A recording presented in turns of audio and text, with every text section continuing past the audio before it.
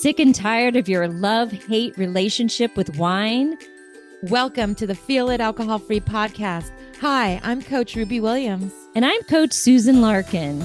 We're two former wine lovers turned alcohol freedom coaches, exposing the lies about alcohol. And giving you, our listeners, the tools to break free so you can feel lit. And when you're lit, you'll feel healthier, freer, and more in control of your life. So relax, kick back, and get ready to feel lit alcohol-free. Good morning and welcome back to the Feel Lit Alcohol-Free podcast. We are so excited that you are here listening with us today. And we have a super special guest today with us. We have Silvia Subirana. She is a clinical psychologist and the head of the content development at MyDry30, which is an innovative app designed to help users take control of their relationship with alcohol. But it's so much more than that. MyDry30 helps people discover greater meaning, happiness, and fulfillment in their lives so they can become a healthier version of themselves, which is so much of what we're about here on the podcast, feeling lit, feeling healthy. So welcome, Silvia. Welcome. Hi. Hi, Silvia's coming to us from Australia. Yeah, thank you so much for having me. I love being here. Yeah, thank you so much for the opportunity. Awesome. Well, can you just tell us a little bit about your life and your decision to quit drinking? Mm-hmm. So, well, I'm not from Australia. I'm from Spain. But you live in Australia, yes. Exactly. Yeah. I think when you're a teenager, in a lot of places in the world, it's the same. Like you have the pressure of starting to drink, right? Maybe a bit earlier or later. It doesn't really care at that point. But yeah, like everybody, I just started drinking out of pressure because I thought that was what I was supposed to do. And I never really drank a lot because I never really liked it that much. I didn't feel a lot of effects in my body, especially the day after, but I felt a lot of emotional effects. Like I had a lot of anxiety and sadness the day after I went out with friends and I had a couple of drinks. So that combined with some gut issues that I had when I was finishing my master's degree, I had to quit because of my gut issues. But then when I got healthy after treating it with medication, when I went back to trying to drink again, it just felt even worse. It was not only my emotions were not reacting correctly or like were overreacting, right? But also my body was overreacting. It doesn't make sense for me to keep pushing this and trying to do something that my body is telling me to not do, right? So that's why I don't have really a date because it was very organic for me. It was just myself listening to what my body was telling me and just deciding to stop drinking. I was studying to be a psychologist back then. I had just finished my training and it was fun to approach social situations where everybody was drunk and I wasn't going out with friends and just like being in a pub or in a bar or sometimes even in a club. Or as I grew a bit older, weddings or other, like even a barbecue on a Sunday afternoon, I had to learn how to where I stood from that point and then how I could have fun in the settings. And then eventually I found the MyDry30 app or the program and I joined the team because I was very interested in what they're trying to do, which is what I've tried to do for myself for the past 6 years since I stopped drinking, which is understanding what works for me and how I want to live life without alcohol and how I can listen to myself more so I can make better decisions that align with my values. That's awesome. Yeah. And I love how our body tells us like, no, this is toxic. This isn't good for you. And I have some clients where, sometimes this happens for women when they go through menopause. All of a sudden their body's like, no, alcohol does not feel good. And they're sometimes angry, like my body's betraying me. I'm like, no, your body is telling you that doesn't want this toxic substance put in it anymore. Like listen to your body. So that's so amazing that you did that as such a young person. Yeah. And I hear that too all the time. Definitely. So I understand from doing a little research that there's hypnotherapy involved a little bit in the MyDry30 app. And I'm super curious because I don't really know anything about And I wondered if you could share with us a little bit about, how hypnotherapy can help and like what the experience of hypnotherapy is. Yeah. So the program is basically 30 days of no alcohol. And then during those 30 days, you have 30 minutes a day where you have different tasks. And half of those 30 minutes, so 15 minutes, is a hypnotherapy session. So it's quite a big part of the program. What hypnotherapy does, essentially, a lot of people are a bit scared of it because they think of hypnosis. Right. And they think of the movies and the theater, like where someone is gonna swing a pendant in your face and then click their fingers and then you're gone and then you're gonna start acting like a chicken, right? Yeah. And that's not how it works. So basically, how hypnotherapy works is you're completely aware of everything that's happening. So that's the first thing that I think calms down, helps people calm down, because they can set a limit, right, if they're not comfortable. But it's very similar to a meditation where you first listen to the audio and then you get into a deep state of relaxation. And in that deep state of relaxation, you are more open to suggestions. So if you hear voices or like a voice or the hypnotherapist that tells you that you're going to make better choices that are aligned with your values, better choices for yourself and taking care of your health, then you are way more prompt to do all that, because little by little, it's like your mind integrates that message and pursues that. So the way that it works in the brain, explained easily, is that we have paths between the brain cells, right? The neurons. So when, for example, we feel stressed, a lot of people feel stressed and then they have a glass of wine. It's just like automatic, right? Like that's going to help them relax. So that path, like that habit that they've created, is a path in the brain between neurons. So at that point, it's automatic. Like they don't even have to feel that stress to crave that glass of wine. It's just like after work, they just, it's automatic. Right? The brain just, exactly. There's a pathway there. Cuts through.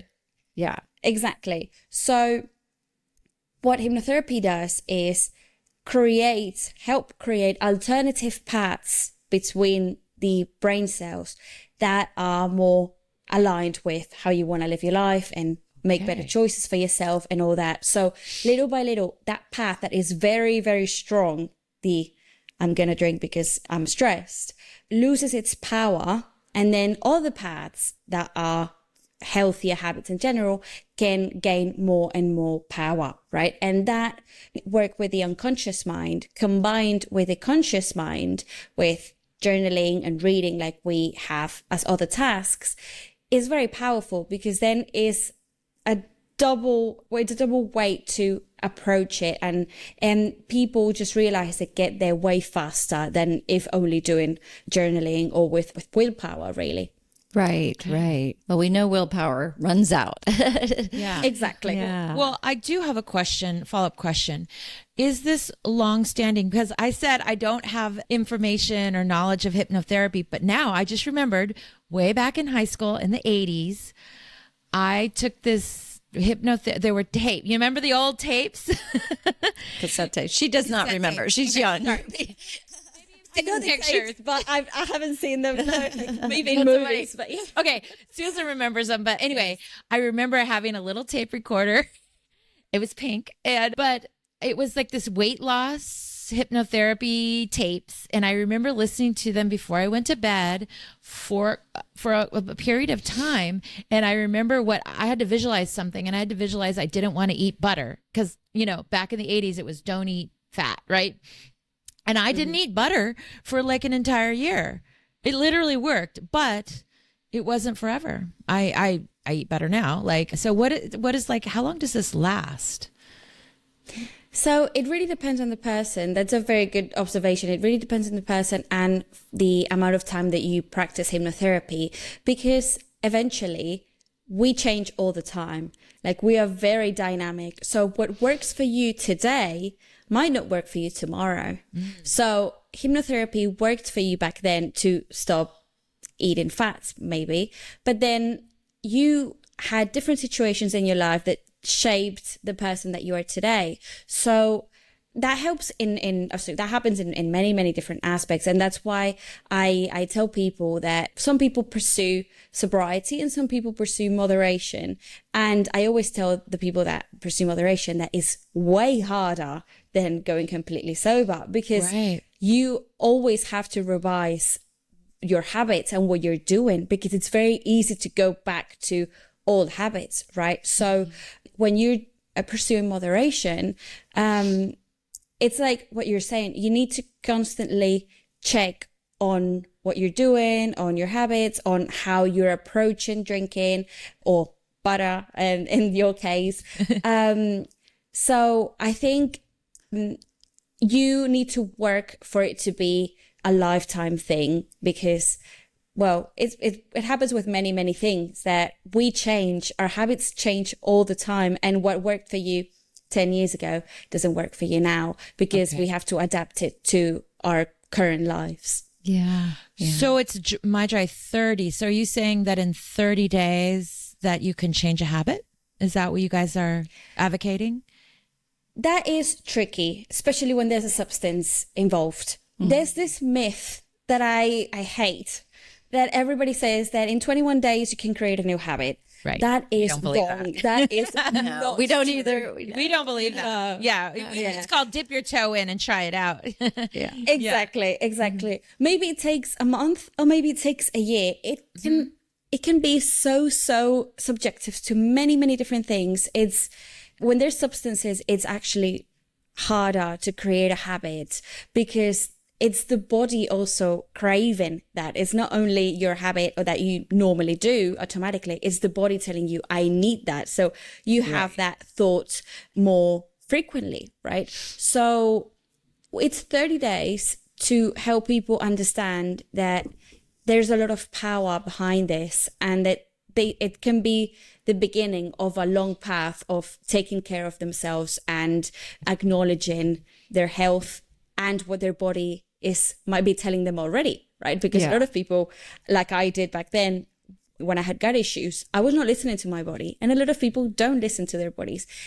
Our bodies are very clever. They send us signals all the time when something's wrong. And if we don't listen to them, and we just push them aside, the bodies will start screaming louder and louder and louder until it's like so obvious that you really have to address that. So for us, the 30 days, it's more like a chance for people to reset, because 30 days can give you that reset, that your body can start, doing the cycles more like what it would do without alcohol, like what all the human bodies do.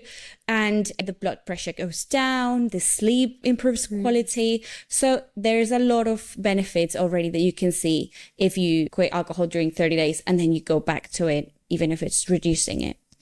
Yeah. And we believe that too, that, you have to change your thoughts and beliefs, that when you reintroduce the substance, it lights up all those neural pathways again, which of course is why moderation is so hard, because then you're fighting this, you're trying to lessen these neural pathways, right? Or shrink them or make them go dormant, right? By not what I call driving on that highway, right? Through drinking, and you're creating new ones. But then when you reintroduce the substance, it's like, oh, now you're driving on that road again. So it's harder. It is harder. It's a lot harder. Moderation. Yeah. We've done a few podcast episodes on moderation, because it's so much easier to actually just not have that poison. Well, it's like putting poison back into your brain. Are you going to put it in once a month, once a week? Well, then it starts that craving cycle again. Yeah, this is so fascinating about hypnotherapy. Do you suggest for people, they kind of keep it going? Like, I don't know, keep doing this. You said 15 minutes a day for longer than 30 days, like on their own? So the longer, the better. That's to create a habit, the longer the better, right? Yeah. Because as I said, 30 days might only be the beginning. So if you keep doing it 60 days or 90 days, that's way more powerful. But you can also do 30 days this year, 30 days next year. So you can always redistribute it how you how it works for you. Okay. And for me, what is important is to help people understand that hypnotherapy is a very powerful tool. So we're getting it out there, and then people are learning about it, and then they know that they can always go back to it if they need to, because hypnotherapy can be very helpful for like reducing alcohol or going completely sober, but it's also very, very useful for many other things. A lot of people have quit smoking through hypnotherapy. I've heard that too. And yeah, and only with general anxiety can work really, really well as well. Obviously, it's not for everybody. Like if there's severe mental health disorders, the treatment needs to be different, but it can be a very helpful tool for a lot of people, taking into account that we live in a very stressed society right now. So it's always good to have that tool in your bag just in case.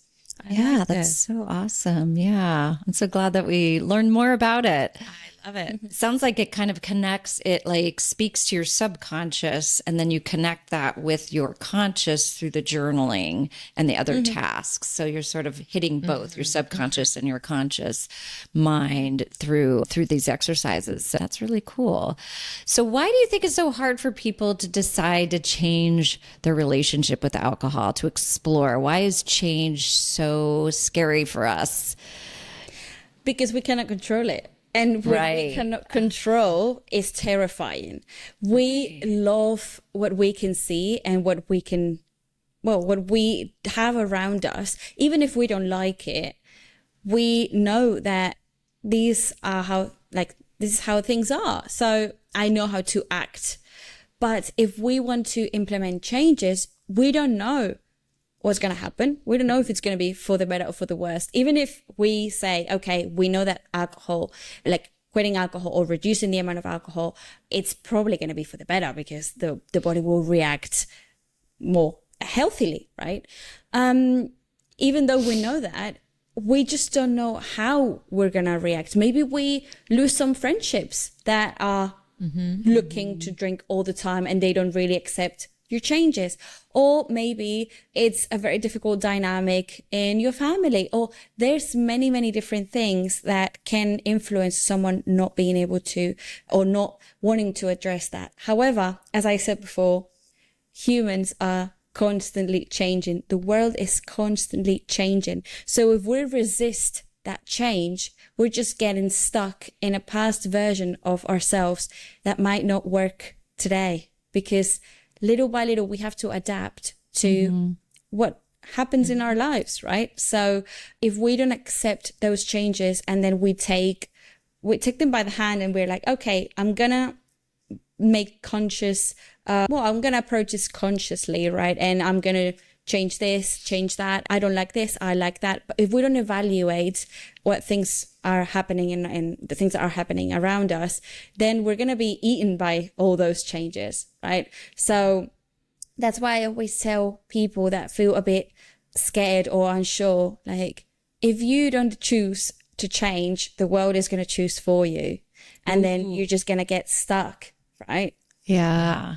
Yeah, everything's possible on the other side of change. And we talk a lot about stepping outside of your comfort zone. Do you have any tricks about taking that leap to change? I always like to see or help people see change as little as possible, because sometimes we want to approach things when they're like a big, massive ball in front of our heads, right? Like we just see quit drinking, and maybe you have been drinking alcohol for 30 years and you don't see yourself quitting drinking because it's everywhere in your social gatherings, right? So we see it as a massive balloon and we don't know how to approach it. So I always like to say, just break it into a million pieces and take one little piece. I love it. And do that.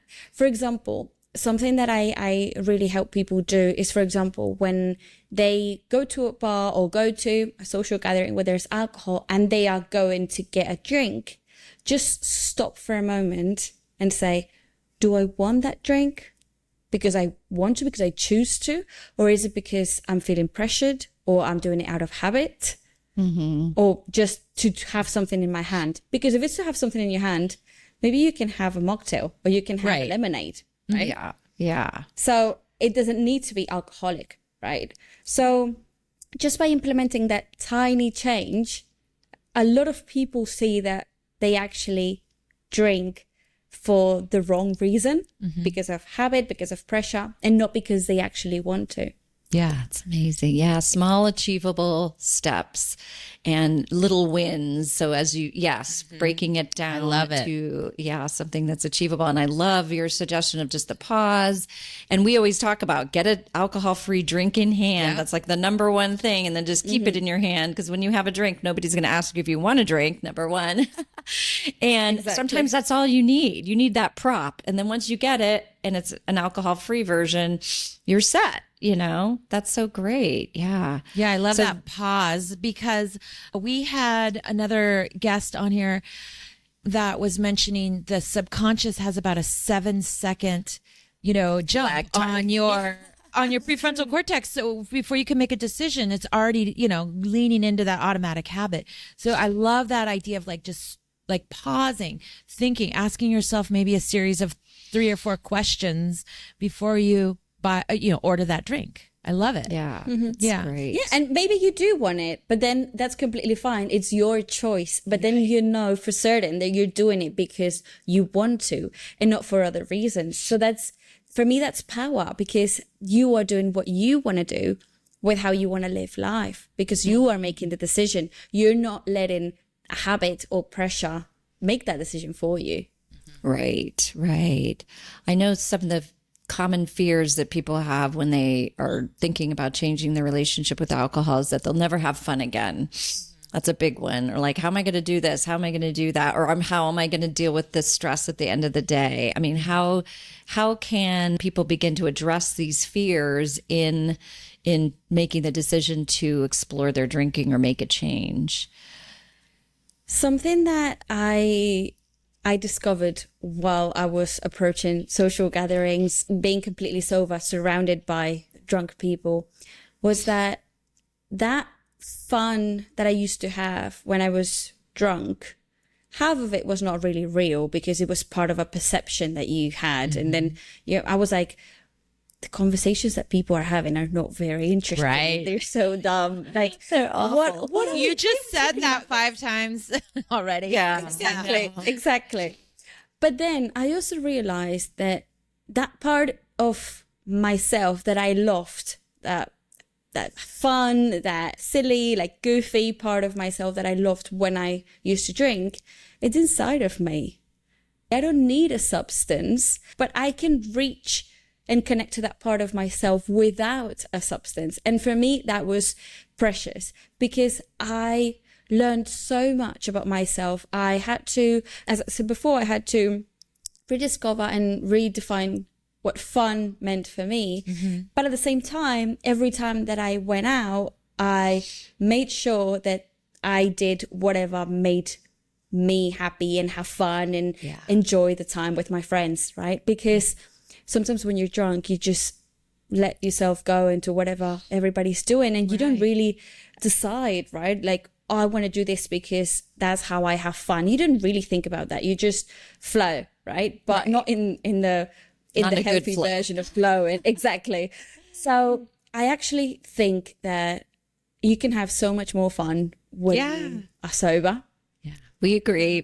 One of the And you know what I want to highlight, it's something really important that you said, is that this alcohol-free journey is about self-discovery and self-empowerment, right? Yeah, that's what I got from what you just said. Yeah. Which was beautiful.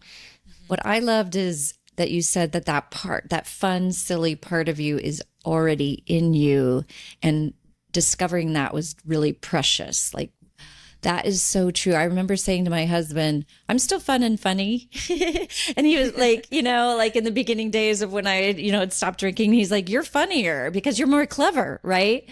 And, but what you struck a point there, because sometimes people feel like the only way they can access that part of themselves is through alcohol. And then that's just so disempowering, right? It's like, no, that place is in you, and knowing that you can tap into that silliness, that funness, that on your own without a substance is very empowering. So, and precious. I love that word. I love that word too, precious. Yeah, it reminds me of, what are you going to do with this one and wild, precious life that you have? Because it's so true. You get one precious life. What are you going to do? So there was one more thing I wanted to mention, was that, that instead of seeking the outside, to change, everything is within you. I mean, I say that over and over every day, like everything is already within you. And it's about like kind of self-discovery. If you started drinking in high school or really young, you just kind of blocked off like this whole part of yourself that you can access. As you said, Silvia, people change, so you're allowed to change. Like you aren't who you were in your 20s and your 30s, and in your 30s you can be totally like different kind. What you did think is fun can be totally different in each decade or each year. What's fun? Exactly. And being willing to explore that and experiment, I think. Figure it out. So how did you figure out what made you happy in your journey? It was obviously trial and error, really, see how I enjoyed going out, if I enjoyed going out, if not. For example, I've always been a dancer, and I realized that if I needed to go out with friends and just be sitting down in a bar for 3 hours talking about silly things and being in drunk conversations, that wasn't worth it. For me, it was a waste of time, because I would rather see those friends for dinner without alcohol or go dancing, because that's how I had fun. So I love dancing. Just sitting down. It's so much fun. So just sitting down and having dumb conversations was a waste of time for me. So it was, when I say that it was precious, it's because everything that I understood and that I learned from me is very powerful. I understood how I wanted to spend time in my life. As you said, time is limited, right? So we need to choose wisely how we spend it. And I think quitting alcohol gave me that knowledge. And that's why I always encourage people to just change or experiment a little bit. And as you said, just try different approaches and see what you learn from that. Maybe you don't learn anything, but maybe you learn a lot. So just try, even if it's the tiniest thing, just try. Because something that has always blown my mind is that in society, they tell us, okay, you have to start drinking, or to be cool, you have to start drinking when you're a teenager, like in your late teens. And then unless you get pregnant, in case of a woman, you never stop drinking. I've talked to people 70-year-olds that have been drinking for over 50 years. Every single week without stopping. Right. And that we hear that all the time. Blows my mind. Exactly. That always blows my mind. It's can you count the amount of drinks that you've had, the amount of money that you've spent, and how all that has a massive impact on your body? And then a lot of people wonder, oh, I'm depressed, or I have a lot of anxiety and I don't know why. And I'm like, well, you need to understand what you're putting in your body, because when you understand, then you can make better choices, right? Because you know that thing has a consequence. Or I was in denial. I had a lot of body signals, and I'm getting older. I'm premenopausal, so that's why I'm not sleeping. Or, I would always try to deep down, I'm sure I knew it was the drinking, but I remember for years and years and years, I was just putting that, I'm stressed at work, so that's why I feel this way. Or I just didn't sleep well. Well, and now I know. I'm also a sleep coach, so now I know that alcohol really impacts your sleep, and that's why you're not sleeping. It's because you're drinking. But Well, and also keeps you from evolving. So like you said, we're always needing to adapt and change. And I find, at least in my life and in the people that I coach, alcohol keeps us down and keeps us from making those positive changes in our lives and evolving, because we get stuck in one era. And maybe that era is high school. Honestly, right? Right. And it just keeps you down. It's like throwing a wet blanket on your life. And then I see with clients and in my own life too, when I stop drinking, all of a sudden I just started achieving all these other things, and I see them too. It's like I had a gal in one of my groups. She was 80, stopping drinking and writing a book. I'm like, go girl. Go, You know what I girl. mean? Yeah. Like, yeah. So, and I just see that in so many people's lives. Their lives just take off when they stop drinking. Take off. Yeah. Take Up off. level. I think this is what we talked about Yes. last. Like we just keep Yeah. up leveling. And you're right. When you're drinking, you get so stuck and not evolving. I think that's a really good way to put it, Susan. Yeah. Well, so this is the time in our podcast where we ask our guests what they do to feel lit, alcohol-free in their lives. For me, the key is movement. As I said, I love dancing. I still try to go to like dance classes and do many, many different things. I love doing yoga, Pilates, and that's the way that my body releases a lot of tension. And I love how from that you can also create a lot of community. And I love being surrounded by like-minded people and just like, being surrounded. I'm very sociable. So for me, these two things, movement and talking to people that I love. And then when I combine them, it's amazing. Oh, that's great. I love that. You mentioned movement. my favorite things. I do hot yoga, hot Pilates, and ecstatic dance. Do you do ecstatic dance in Australia? Yeah, it's just a DJ. I've tried it. Yeah. Yeah, it's amazing. That's so very cool. fun. I haven't found any ecstatic dance in Connecticut. I don't think Yankees do ecstatic dance. I'll have to look.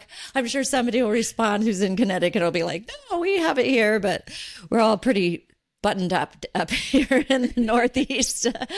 So yes, but I have done it on a retreat in Spain, by the way. So, yeah, it's quite big in Spain. Well, thank you so much for joining us today. I really enjoyed our conversation. Really learned so much. Yeah, me too. Yeah. Thank you so much for having me. I loved it.